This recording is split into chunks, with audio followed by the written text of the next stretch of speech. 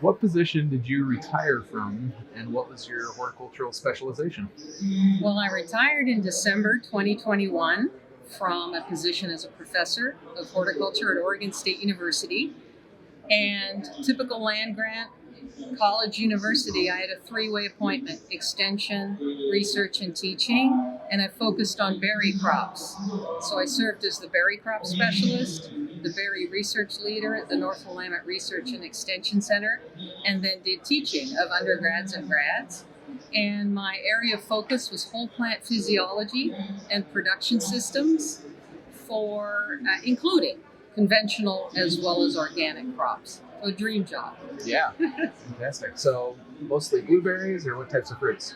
Oregon is the place to be, in my opinion, if you're a berry researcher, because we rank number one in blueberries and blackberries nationwide, but we also grow a very diverse group of berries, so red and black raspberries, strawberries for processing, cranberries, and even kiwi berries. We lead the nation in kiwi berries, Actinidia arguta.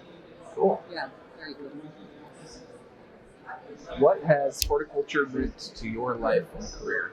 Oh, well, this sounds corny, but horticulture has been part of my life, my whole life.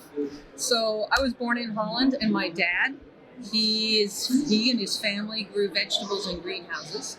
And my mom's side of the family, they purchased wholesale produce and would sell it in their specialty stores. And then as a family, we moved to Australia and then to Canada. And ultimately, my parents developed their own landscape and nursery business, so a retail ornamental nursery. And I worked in that through elementary school and high school. And yet they encouraged me, rather than going necessarily into the family business, they encouraged me to pursue a higher education. So the first one in the family to do so. And so I got my undergrad in botany at the University of Victoria. Tremendous mentor, and Dr. David Ballantyne. And he encouraged me to apply for an NSERC scholarship in Canada. And I did that, was successful. And then I chose to go to the University of Guelph, and my advisor was Dr. John Proctor. And he was fantastic. I worked on strawberry physiology, starting a master's, but transferring to the PhD. My husband's in horticulture. He's an ornamental researcher. He just recently retired from OSU in ornamental extension. And he is still doing work, some part-time, including olive cold hardiness straws. And our daughters are both in science. Oldest just graduated from Yale with a master's in environmental science, and the youngest is doing her master's degree in horticulture at Oregon State University. And I couldn't be more proud. It's like the whole family's in horticulture. It's exciting. Yeah, Yeah. You weren't joking. It's every piece of your life. Exactly. Yeah, that's great. What has been the most rewarding part of your career in horticulture? I have had the dream job. And I would say I've had things that I'm very, very proud of in all three parts of my position at OSU. So I would say that in research, being able to have impact and have your research used by peers throughout the world has been huge.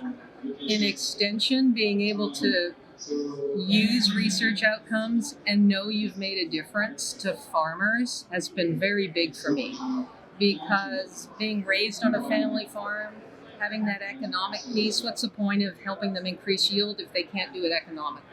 So that's been a huge part of, why I felt the job was so rewarding. And I got to train and advise and mentor undergrads, but also 22 graduate students in my career.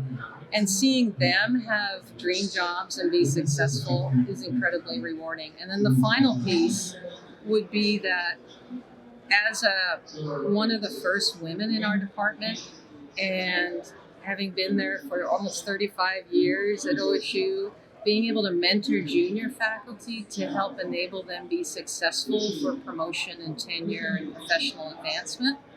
But also, really important to me is helping them find ways for that work-life balance. which has been very important in my career and family life, and I would hope it would be important for anyone. Yeah. Those are the most rewarding things. Yeah. So that's a trend that I've seen from some of the people that I've interviewed, is that many were the first female faculty in their department. How have you seen the discipline and academia change over the course of your career in terms of diversity of faculty? It's changed so much for the better. I feel like it took me a while to be heard in our department. I had to be patient, but it was frustrating. Now I see such diversity in faculty, diversity of all kinds in faculty, which has so enriched our department and others. And seeing more and more people have a voice has really improved, I think, academia by far. Cool. How long have you been a member of ASHS, and how has the society influenced your career? I became a member of ASHS in 1983 when I was in Canada. So I joined the Canadian Society for Horticultural Science and ASHS at the same time when I started my graduate work at the University of Guelph. And I did so because I wanted to meet other students, not in my insular world, but in North America. And I wanted to learn more about other scientists and what they were working on, and develop relationships. And that really, really served me well in getting to the career that's my dream job. But since being hired at Oregon State, I find that ASHS has really helped me grow as a faculty member, both with, going to fantastic sessions, finding potential collaborators I wouldn't have thought of that are more not commodity focused, but discipline focused. Being able to learn more about grant writing tips and techniques. And I have to say that I've published a lot of referee papers. Many of them, most of them, are in one of the 3 ASHS journals. And I'm really impressed with the ASHS journals, especially that they're open access now and that the review time is so fast. Yeah. And I love supporting the association that way. And finally, just opportunities for service and to help out through committees at ASHS and mentoring some junior faculty I would not otherwise meet too. Yeah, I agree. The journals are a great aspect of the society. All right. What advice can you offer to students or young professionals in horticulture? Well, I would assume everyone, whether you're in a professional position, industry position, or you're a student looking for what to choose, or you're interested in academia, is you want to find your dream job. Everyone does. So if you're not currently there yet, find a way to get there. And so what I really encourage students to do is get as much experience as they can. And some students are disadvantaged. They're not able to come to a conference, a regional one or a national one, so that they can be shy. Find out opportunities for travel grants. ASHS has them, but departments often have them, and advisors. You just need to ask and feel comfortable to ask. And when you come here, don't be shy. Enter a poster competition if you're at that stage. Enter a oral competition. People see you. It opens doors to communicate. And I love seeing more and more industry people coming to these conferences. That's a big change from 30 some odd years ago. And being willing and interested in approaching people to say, how do you like your job? What are some of the things you do? And how would someone like me be successful applying for a position like yours? I mean, those are key questions to ask and make contacts.